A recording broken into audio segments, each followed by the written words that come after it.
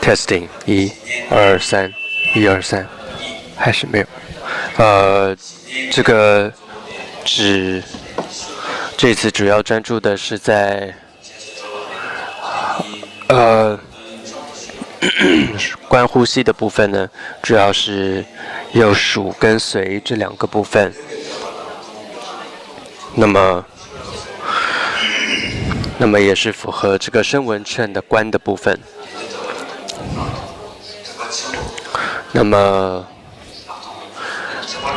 大乘的呢是特殊的一个观，尤其在密乘里面还有很多不同次第的观的修持。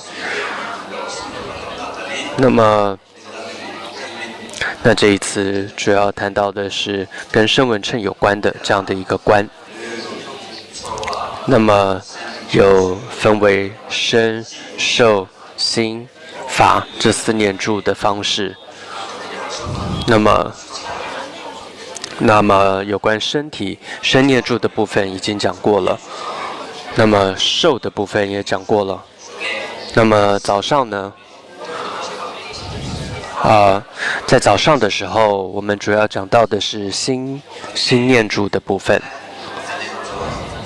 那么我们刚刚念过了皈依跟发心，我们就算是念过了，所以就不需要在一起念了。那么因为开头已经念过一次了。那么正行的部分，我们再回到这个心念住的部分。那么这个心念住也分为，就是心它自己个别的这个的这样子的定义。还记得我用这个油灯来做比喻，自己可以自明自己，同时也可以照亮他人。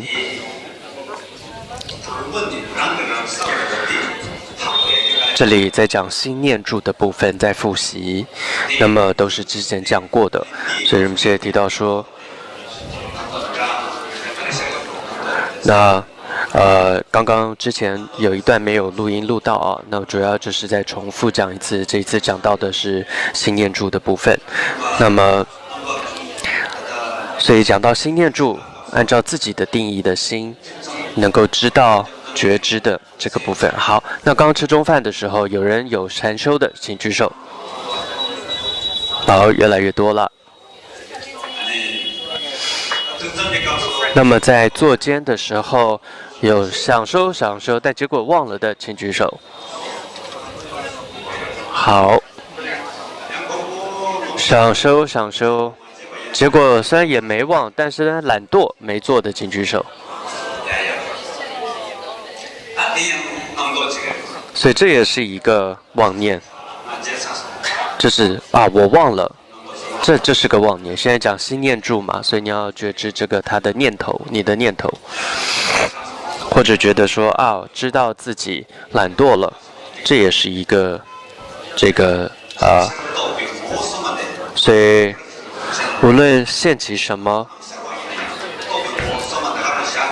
你就让它是它本来的样子，然后不散乱的安住在它上面，这个就是心念住哦。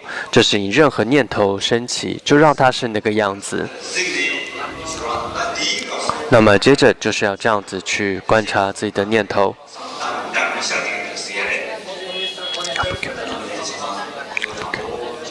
好，请大家坐直。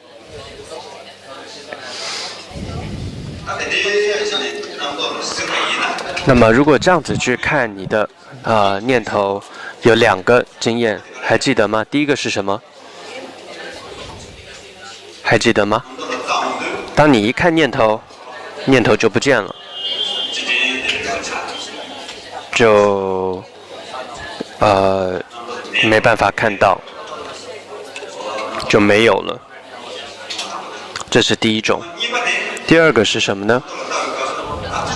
是能够看到念头，就好像是你看你的这个呼吸是一样的。所以就像呼吸，它是一个接着一个，它瞬息在改变，或者就像是你在看着这样子流水是一样的，你没有在流水里，你可以看到它，你也不需要去停止它，阻断它，就是看着它。所以你会有这两种情况，一个是能看到，一个是看不到。所以你不需要改变，你也不需要去一定要有妄念，或者不要有妄念都不需要有，就是观察看着而已。好，请坐直，然后请闭起眼睛。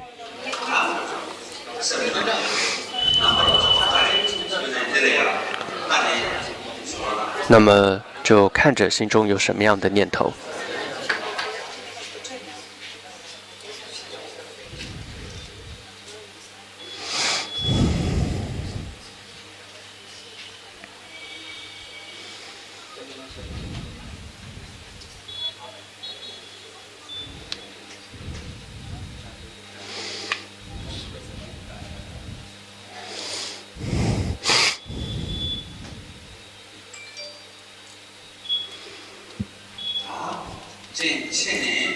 好，睁开眼睛，一样有什么念头就看着它。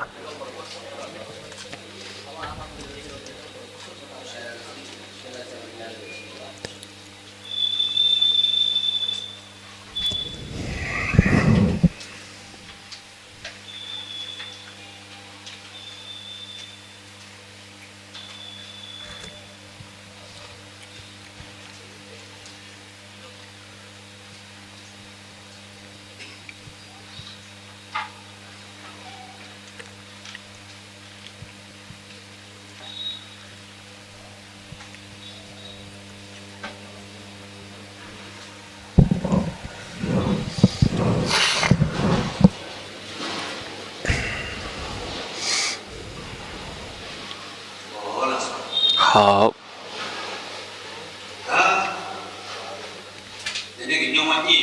所以有两种经验，一个是当你去看妄念，妄念就不见了，找不到，看不到。第二种感受经验是看它，就像是在看电影一样，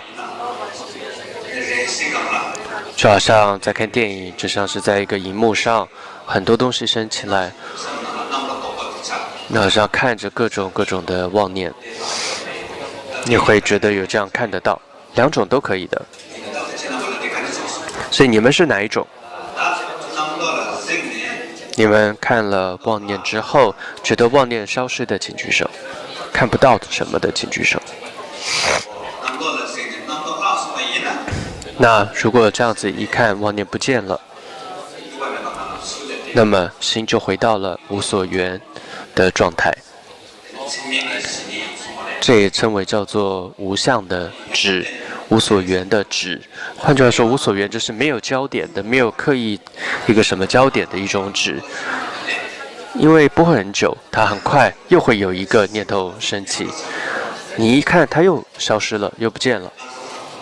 就好像是这个火车，比如说公车，你在等着公车一样，一到你的前面，你正想要一进去，哎，马上又开走了。所以你只有那个看着的心，看着想要看着的这样的一种觉知在，但是一看的时候又看不到了，突然一下妄念又出现了，哎，又没有了，又不见了，一看又消失，一看它就消失了。如果是这样的话，就放着。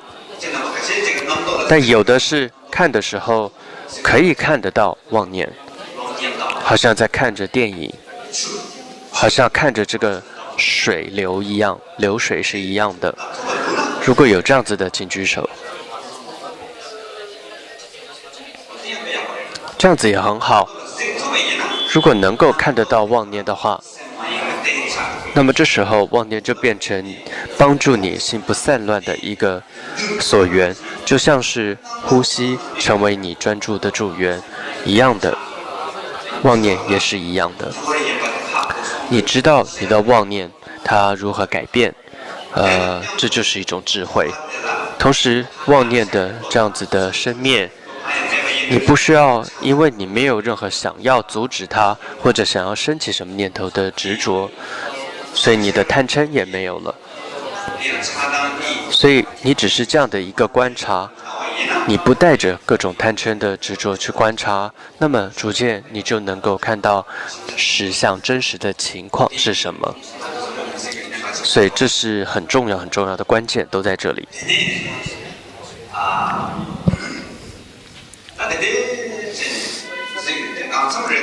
那么继续的观察妄念，观察下去之后，你就可以观察烦恼，也可以观察痛苦，或者说各种好的、坏的，不好不坏的，苦的、乐的、不苦不乐的，都可以。就是你各种的这种念头也好，你都可以去观察。就像是止的禅修之前透过了数息，我们说当时的观呼吸哦，当时的呼吸，不管有的人是快慢，有的人是急促或者是缓慢，有的比较顺，有的不顺，都可以，都不用刻意去做更改，就只是觉知你的呼吸，只是这个样子，就成为了你觉知的一个所依。那么同时你也在观察它呼吸的本质，它本来的状态，这个也就是一种智慧。同样的，现在只是把呼吸换成了你的念头。那么当你越能够观察的时候，越能够知道这个妄念它的本质。那么这一次主要在讲的是，透过了这堂课主要在讲心念住的总的定义上来说，总的定义还记得是什么呢？有哪几个？就说自己的定义是什么？心念住的自己的定义是什么？就是心的定义嘛，对吧？就是明而觉啊等等。那么总的定义是指什么？空，还记得哦？之前有谈到苦、空、无常、无我嘛？特别心念住的修持，特别是可以帮助你了解到空的部分。身体帮助你了解无常，感受能够帮助你了解受，心帮助你了解到空。这是和声闻乘相符合的空。这里的空是指说离单一很长独立的这样的一种空。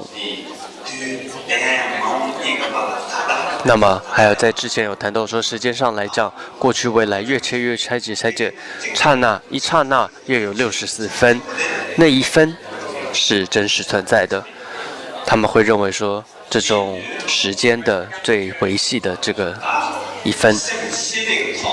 那么同样心事当中的空，是指说，是指没有所谓的单一恒常独立的这样的一个我。透过你心的观察，能够了解到这一点。首先，你的心本来就是抽象，没有颜色、形状，而你逐渐观察你的妄念头的时候，很多人会第一个像刚刚说找不到妄念，这时候就安住在这个状态中是可以的。如果找到妄念的话，那好好你去观察这个妄念，你会发现它有几个部分。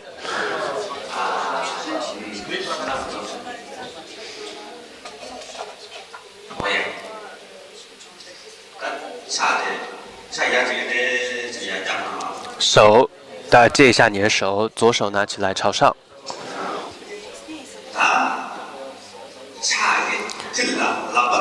你的手中掌心，想说有一个橘子，非常好吃的一个橘子，全世界最棒第一名的橘子就在你的手中。闭着眼睛，就全世界最好的一颗这个橘子在你手中啊！闭着眼睛去想。哇，天气也热了。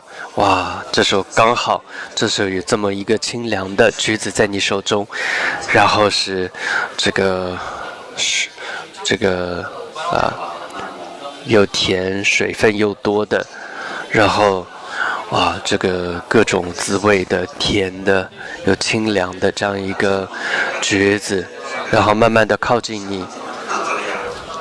你的鼻子，然后你闻一闻，好像香香的，你闻一闻它，是不是香香的？然后再把你右手把它开始去把它的皮拔掉，剥皮，把它拔掉，打开，剥开，然后拿起其中一片吃下去，放你嘴中去吃。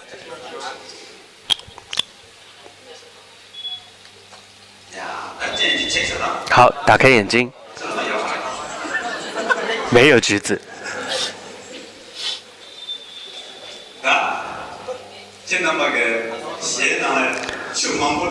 那你嘴有没有流口水？有没有流口水？有流口水请举手，分泌多一点口水的请举手。好，手放下来。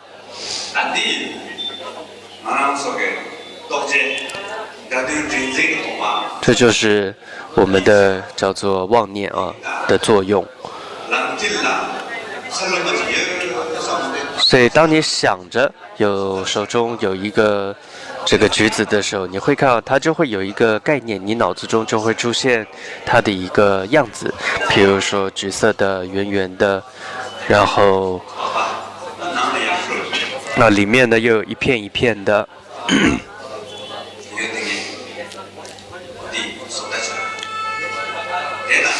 同时，所以你会有这样的一个画面出现，这是一个。再来第二个，还有一个擦鲁玛的名称，这个声音，就这个声音名称名词。在同时，身体还有一个感受，你口水流出来了，对吧？哇，如果吃了全世界最好的一个橘子，多舒服！身体这个很舒服的感受都出来了。同时，你还有一个相信，因为你以前吃过。如果你是个喜欢橘子的人，你就会知道说甜会解渴，很舒服。但不喜欢橘子的人就受不了，不想吃。你逼我吃也不会想吃，可能会不舒服的感觉。总之会有贪心或嗔心升起，可能。所以一说橘子，想着这个橘子的这样的一个妄念，你可以看到它有4-5个部分，有没有？第一个是它的样子，有没有？再来是它的名称，它的名称里面有很多的形容，有没有？要吃不吃啊？然后朋友在做什么很奇怪啊？然后你会有很多的声音，很多的解释，然后再来身体有很多的感受。再来又再加上你有一种信心，这很多部分组合起来就是一个妄念。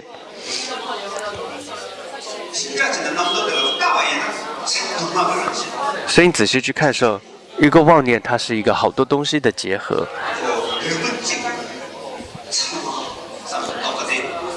所以你会，它并不是一个单一的一个橘子的这样一个概念。单一的并不是的，所以不只是橘子的这样子的概念，这样的妄念而已。譬如说，当你恐慌或者你的嗔心，或者当你心中想到一个你不喜欢的人，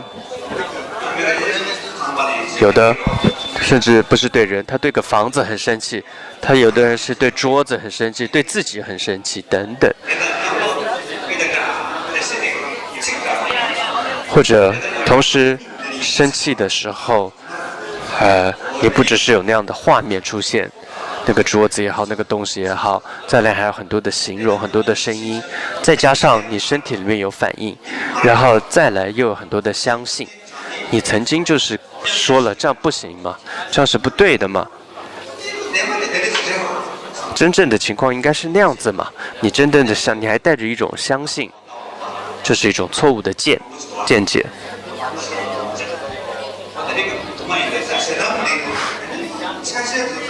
所以你会看到你的望原来是这么多部分的时候，会看到这每个部分刹那刹那都在改变，这些都是无常的，都是非单一的、非恒常的，它并没有一个能够独立各自自体存在的，并不是。所以换句话说，你透过你看你的妄念，可以看到了这种离单一恒常独立的一种空。好，所以是从空的角度去看你的妄念。所以如果你的妄念烦恼任何升起都可以，然后去这样观察，然后身体坐直放轻松。首先身心放轻松，坐着。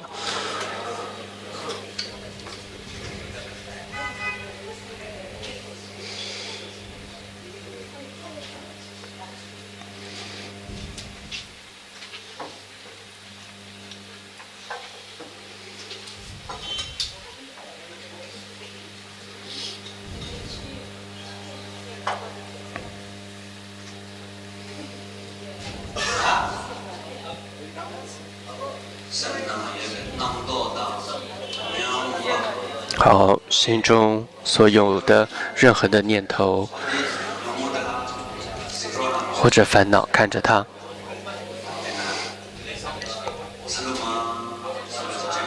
至少是想到橘子，它这个橘子的首先样子，再来它的声音，这个名称等等很多的形容。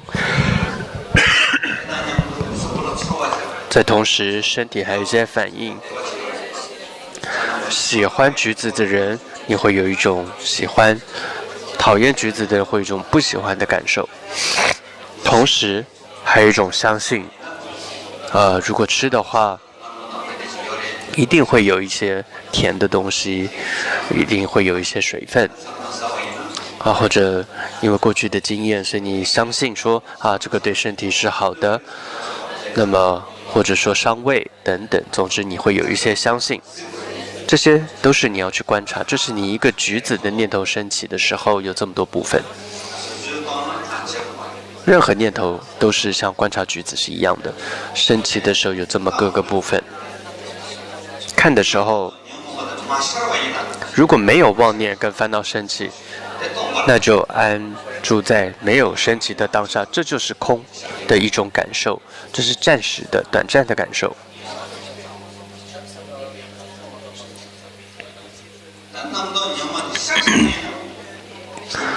如果升起烦恼的话，那你就要知道说它是有很多个部分的，再来它是刹那会改变的，这就是空，这是和这个声闻乘相关联的空，就是离开单一恒常独立的一种空。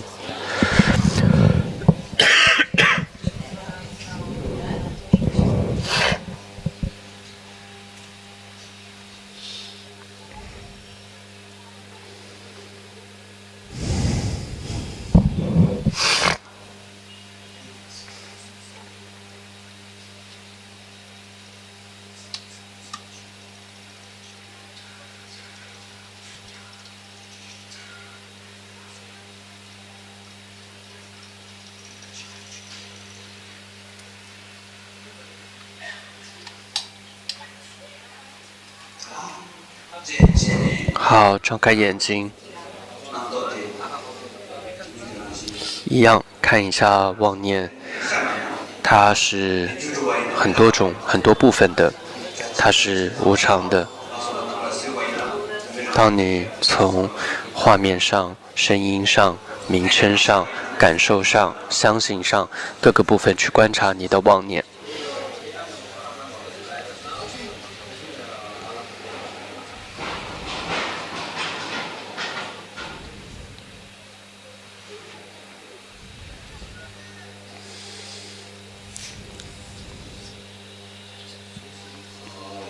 好，然后放轻松，就不需要刻意做什么，放轻松。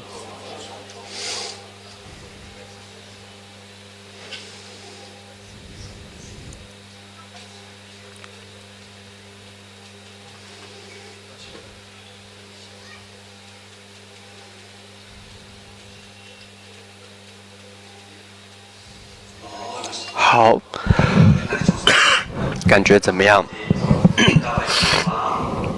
觉得妄念是有各个部分的，你有感受到吗？无论是烦恼好，有感受到的请举手，观察到的举手。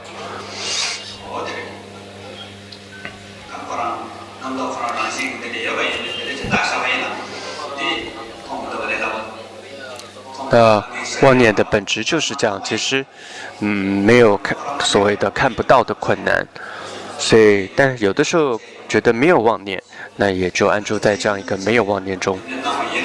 如果你继续这样做观察、观修，那么你对于这个空，就是二乘行者、小乘的空，你会有一个领悟的。所以这就是心念住的有关总的定义上的空的这个定义的部分来做修持。再来一个是所谓的法念住，那么所谓的法念住呢，是指它也有自跟总的定义去做观修。那自己的定义，法的定义是什么？是什么？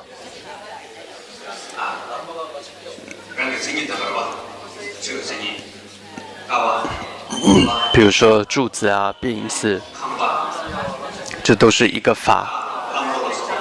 那么这一切马、大象，这一切它都有它自己的一个定义，所以这就是法它的一个定义，就是它有它自己，它支持它有它自己的定义，就是这个意思。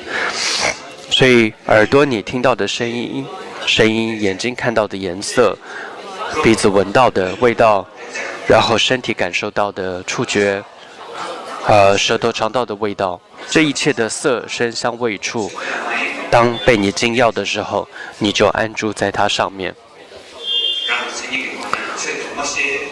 你就只是，所以换句话说，柱子本身，声音自己本身，这就是法它的自己的定义，就是说它自己本身是什么，就是那样去感受它，一个声音也好，一个味道也好，或者你吃到的一个味道，然后你就直接安住在它上面，就安住在它本身上，这就是法念住。那我们这一次安住在声音的这样的一个禅修，声音的念住上，同样身体要坐直，身体坐直比较久，很多时候观身念住是很好的机会哦。就像早上坐直了，大家背有没有痛啊？有没有膝盖痛背痛举手？很好。所以这时候就是你最好的一个受念住的时候，受念住而且是苦的感受，因为不舒服。所以当你有不舒服的感受，这时候因为你甚至不用刻意，它自动会把你的专注力带走。比如说牙痛，你的心全部都会跑到那个牙痛上，看电视，看一看也回到牙痛上，去想要买个凉粉，去逛逛也回到这个牙痛上，所以你就专注在这个牙痛上，也可以专注很久。同时呢，你这样做练习念住在你这个不舒服上，它也能够帮助你这种念住的修持会有进步。事实上，生活中各种的问题、困难、逆境都可以，如果你能够试着做一点点禅修的话，那么都会很有帮助的。好，接着是各位，首先安住在你的感受的这个受念住上啊，先是受念住。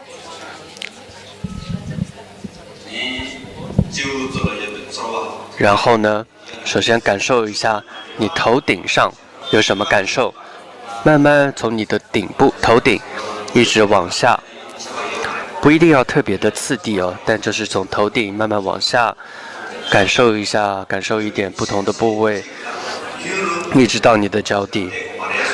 不需要，这里的重点是你不需要专注在某个部位太久，总之就从头顶就到脚底，然后再从脚底再往上扫描一次到头顶。然后再从头顶扫描到脚底，就身体每个部位不要停留太久。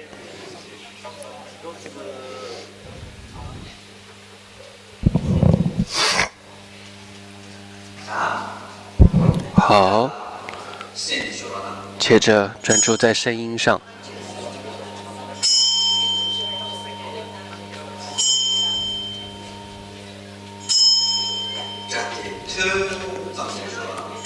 就是听着就好。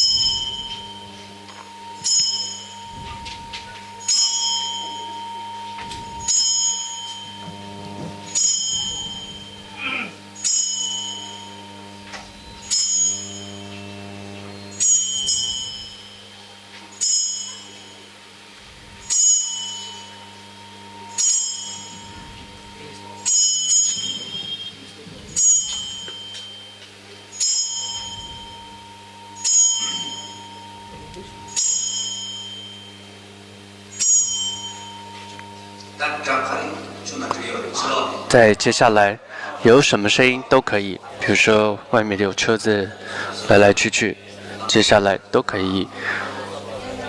汽车的声音，人讲话的声音，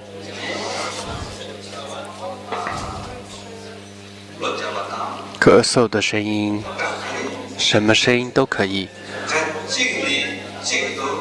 从一个声音换到另外一个声音，专注也可以。你不需要去抓任何一个声音，不用的，而是你听到什么就专注你所听到的，这样就可以。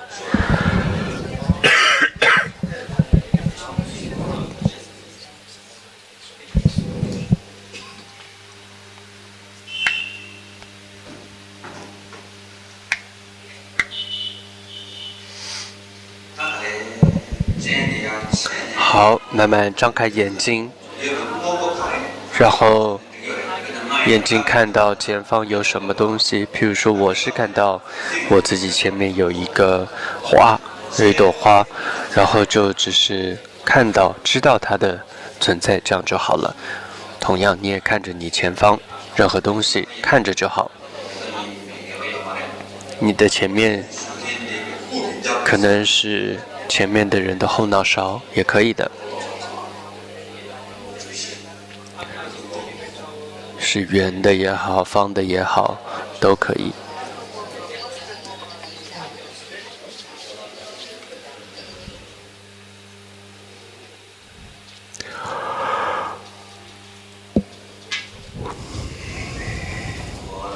好，大家觉得怎么样？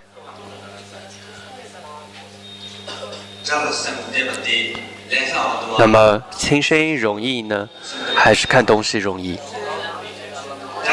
听声音容易的，请举手。好，看东西容易的，请举手。好，那么每个人是不一样的。那么在一些禅修次第传统，有时候就会从法念住开始，比如说从东西或者从声音开始做练习。那像各位学了很多的念住，那么你都学过了，所以你可以从当中觉得你最容易的、最相应的那个去做练习。直到有一些体受了，然后再换其他的念住。像大部分是透过声音而安住的止，那你就手指这个方式。那么这是色、香、味、触等等，你都可以这样做练习。那因为吃的只有在吃饭的时候才有哈。那么或者晚上还有吃的呀。等你们吃晚餐的时候，你是可以试试看，这是你们的功课，你们要修你们的味觉，还有这个就是嗅觉的。你们会到餐厅靠近的时候，就已经闻到了味道，一闻到气一吸进来，这时候的味道你就感受一下。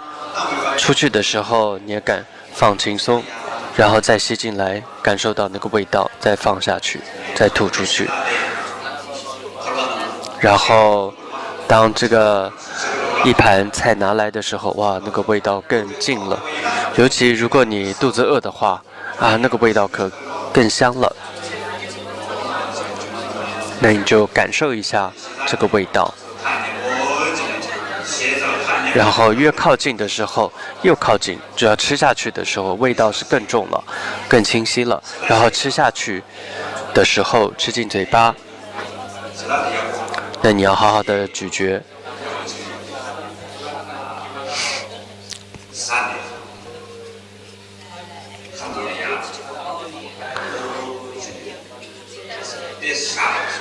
首先说要先放一下。不要像狗碰到了这个，拿到了那个什么，那个内脏啊，那什么一看到马上一口就吞下去了。不要像狗吃的那么急哦。所以先稍微放久一点在你的嘴巴里，然后就是慢慢咀嚼的意思，然后慢慢的感觉。其实事实上多咀嚼它，其实对身体是好的。然后对胃也是好的。总之呢，慢慢的咀嚼你的食物，今天晚上的饭也好，或者明天的早餐也好，记得要这样去做，知道吗？在之后，接着，那么身体的各种的触觉也讲过了，它是在身念住，算是在身念住里面。那么身体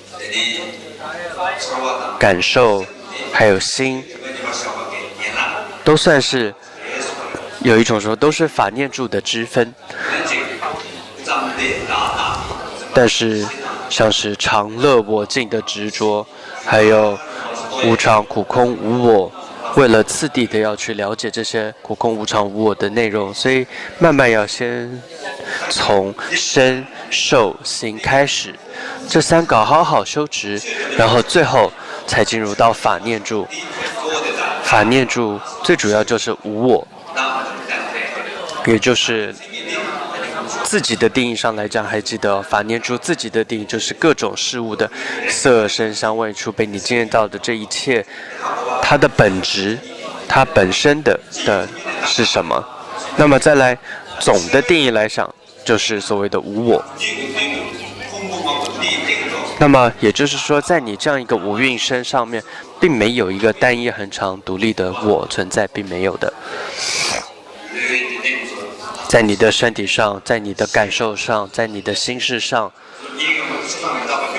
都找不到一个恒常的我，都是聚合的，所以不是单一的，都是聚合物，同时也不是恒常的，都是无常的。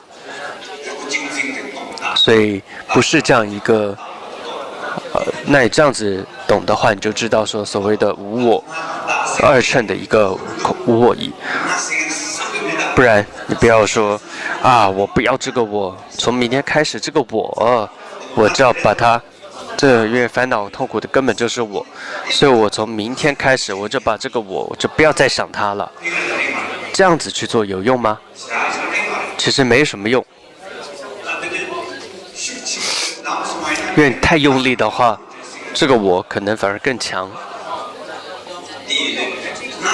因此呢，所谓的我，只是你心所造作的一个概念，你只是要知道透过智慧知道它本来就不真实存在就可以了，所以你不需要刻意去做什么。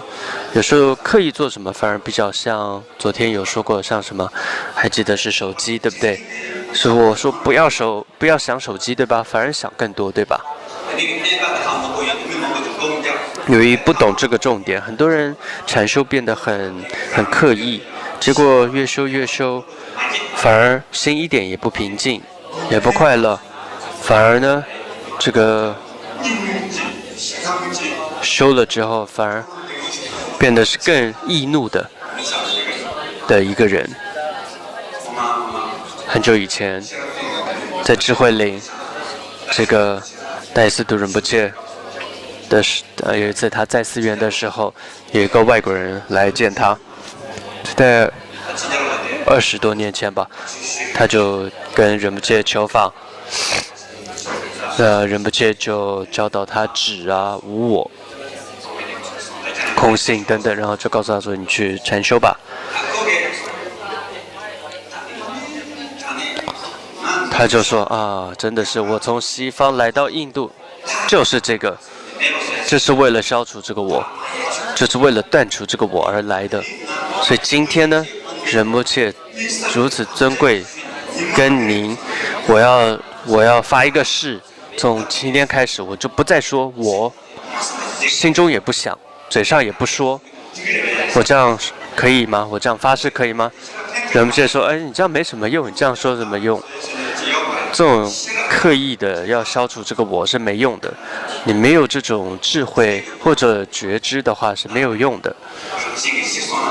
除非有智慧，用觉知，才可能让我自然消除。其他方法没用的。”他没听。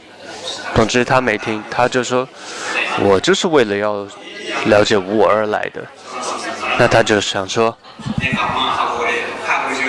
他就好像是他已经抓到了重点吧。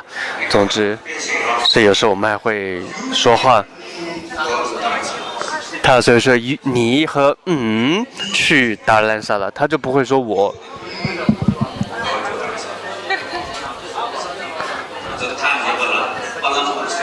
我们在驻林附近有个地方叫巴朗布，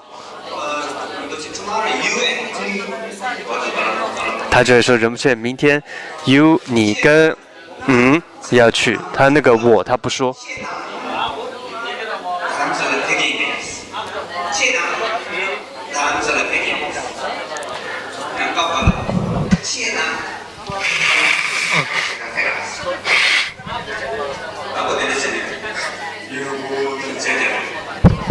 总之他就这样很久，在2年后他就发疯了，他就变得神志不清，因为这个没用的，所以这样子想是没用的。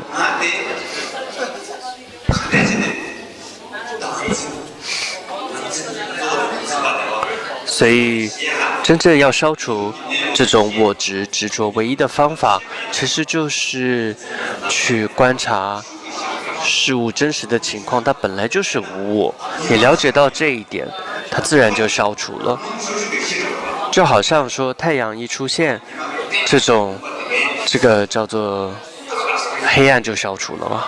它不用等着，太阳也不用刻意去说好看我消除黑暗，它不用。或者一早，自然这个露水它就消失了。太阳一出生的时候，所以同样智慧的太阳一出现的时候，那么我执的这种执着，它自然就没有了。所以这就是对于所谓的无常、苦、空、无我各个部分，透过了这4念住，可以去做修持。所以慢慢透过这样的修持，就能够消除我们的烦恼，心也会比较平静，得到一种快乐。所以内心的平静就是这个意思。那么尊贵的第14世尊者就提到，就是一直在强调内心的一种和平。内心的一种和平跟平静呢，是最好的，是最重要的。世界上总是会有很多好好坏坏、很多无常的情况，那会改变它本身就是一个坏苦，改变的一种苦。但只要你的心平静了，心的自在了，事实上你到哪儿你都会自在的，在哪儿都可以的。但如果不行，心什么不行了，到哪儿都不行了，心不对了，到哪儿也都不对了。所以如果这样修持四念住的话，那么就开始从资粮道的小资粮道到中大资粮道，自然会了解。譬如说小资粮道修了四念住，那么中资粮道的四正断自然的会达成，然后到最后37菩提分，那么自然都会达成。它都是奠基在四念住的这个基础之上而达成的，自地自地而圆满。好，请各位这样做修持。那么今天就讲到这里。那么今天我们将这个讲说跟听闻佛法的功德回向给世界上各种的灾难、疾病、各种烦恼都能够消除，所有众生都能够成就圆满佛果。那么就像过去诸佛菩萨一样的，我们做回向跟发愿。